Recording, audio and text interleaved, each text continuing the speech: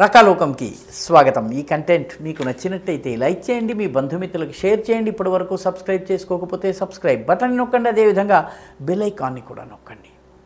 మిత్రులారా, ఇప్పటికిప్పుడు లోక్సభ ఎన్నికలు జరిగే అవకాశం లేదు.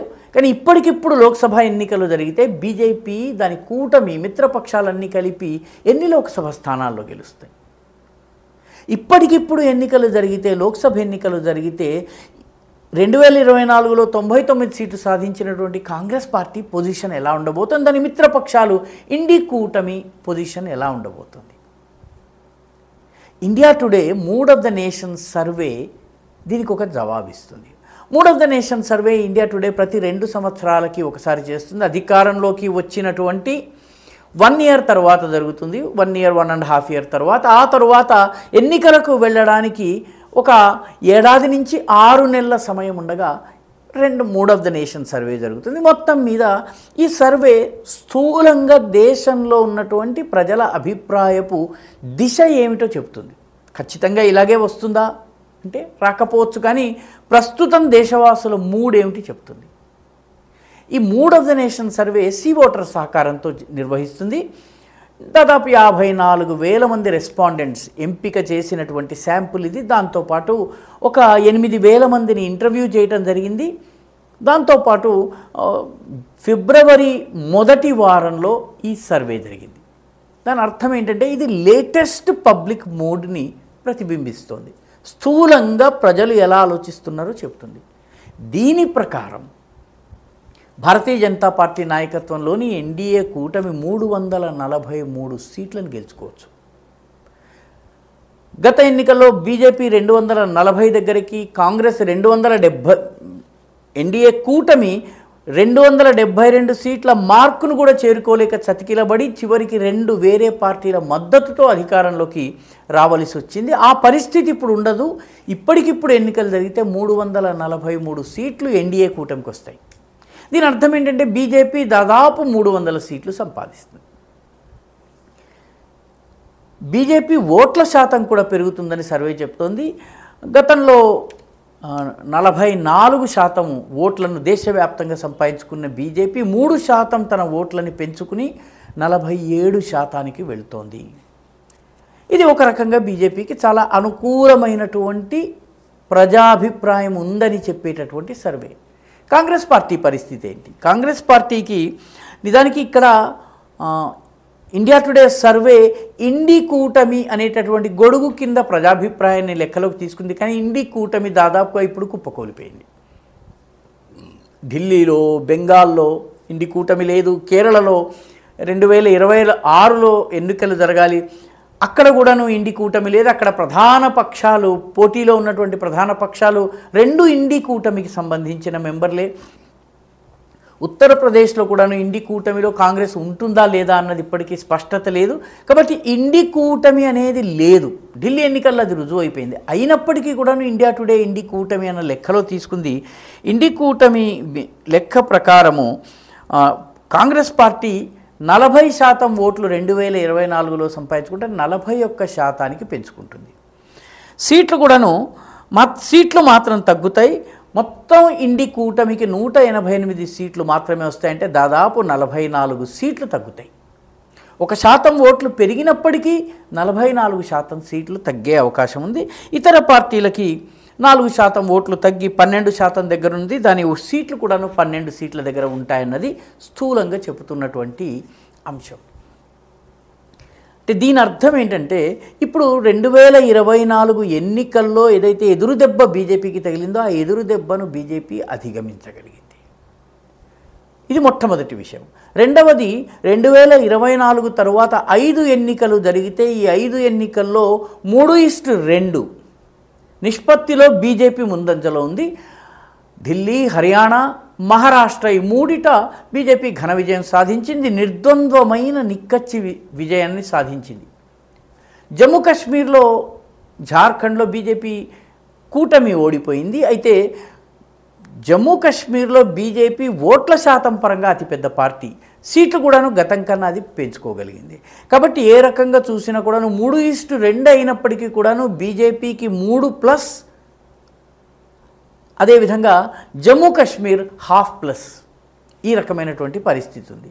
కాబట్టి త్వరలో 2025లో 26లో ఎన్నికలు జరిగేటటువంటి రాష్ట్రాలను గనక పరిశీలిస్తే ఉత్తరప్రదేశ్ ఉండబోతోంది, బీహార్ ఉండబోతోంది, పశ్చిమ బెంగాల్ ఉండబోతోంది, కేరళ ఉండబోతోంది, ఈ రాష్ట్రాల్లో తమిళనాడు ఉండబోతోంది.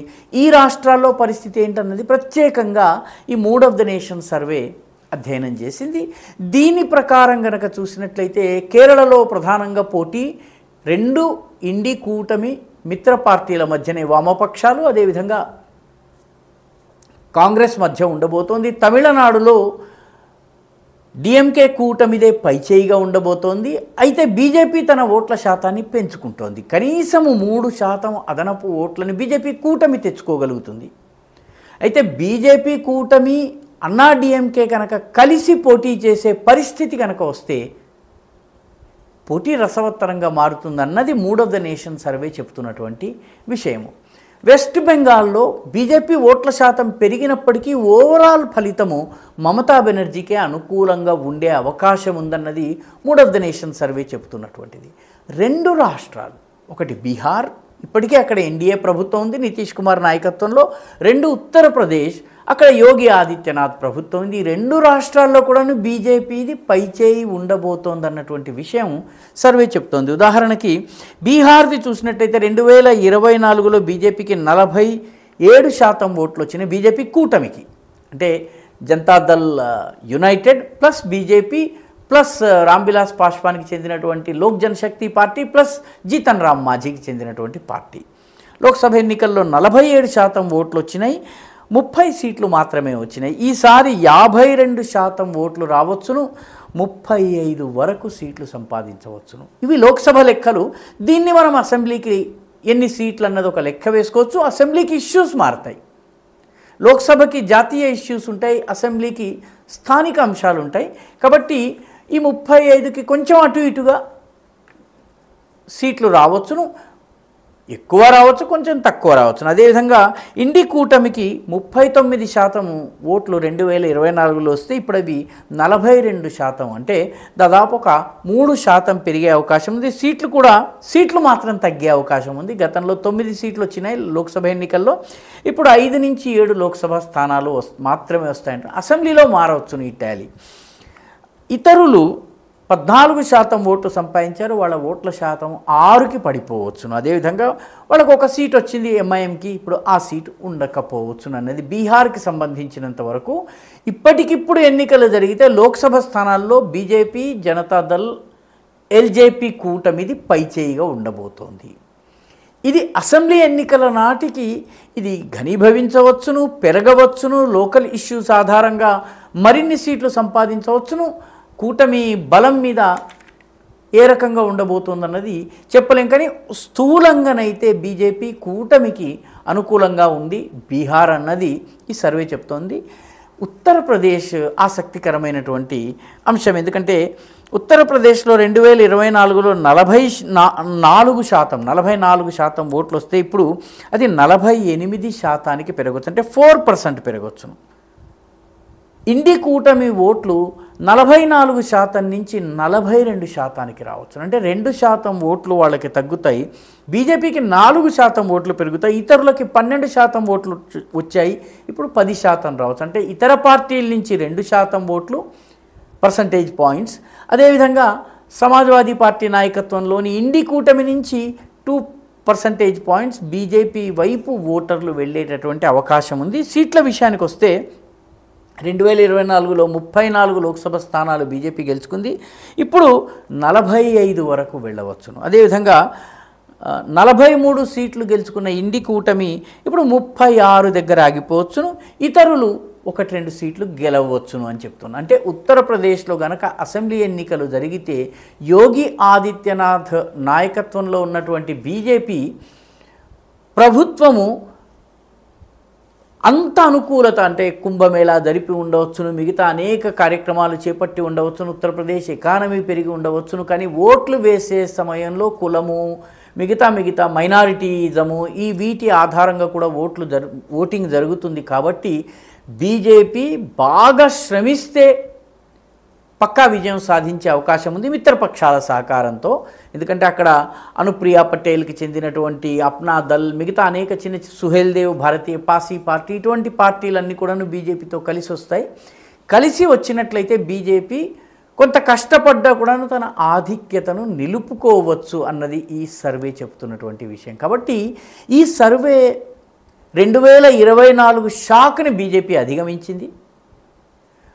నెమ్మదిగా బీజేపీ మళ్ళీ పుంజుకుంటోంది. తన గత తప్పిదాల నుంచి బీజేపీ పాఠం నేర్చుకుంది. మూడవది, త్వరలో ఎన్నికలు జరిగే 5-6 రాష్ట్రాల్లో యూపీ, బీహార్లలో బీజేపీది పైచేయిగా ఉండబోతోంది. లోక్సభ స్థానాల పరంగా చూస్తే ఇది అసెంబ్లీ స్థానాలుగా చూసినప్పుడు స్థానిక అంశాలు కూడా ఉంటాయి. స్థానిక కాస్ట్ కాంబినేషన్, స్థానిక ఓటర్ చాయిసెస్ ఇవన్నీ మారుతాయి. అయినప్పటికీ బీజేపీది పైచేయి ఉండే అవకాశం ఉంది. బీహార్లో బీజేపీ ముఖ్యమంత్రి వస్తాడా అన్నటువంటి ప్రశ్న ఈ mood of the nation survey చేయలేదు. అదేవిధంగా యోగి ఆదిత్యనాథ్ కాక వేరే వ్యక్తి ముఖ్యమంత్రి అయితే ఎలా ఉంటుంది అన్నటువంటి ప్రశ్న కూడా ఈ సర్వేలో అడగలేదు. కాబట్టి ఓవరాల్గా చూసినట్లయితే బీజేపీ 2024 నుంచి పుంజుకుంది అన్నదే mood of the nation survey చెబుతున్నటువంటి కీలకమైనటువంటి అంశం. ఈ వీడియో మీకు నచ్చినట్టయితే లైక్ చేయండి, షేర్ చేయండి, ఈ ఛానల్కు సబ్స్క్రైబ్ చేయండి. మీ అభిప్రాయాన్ని కమెంట్ల రూపంలో తప్పనిసరిగా పంపించండి.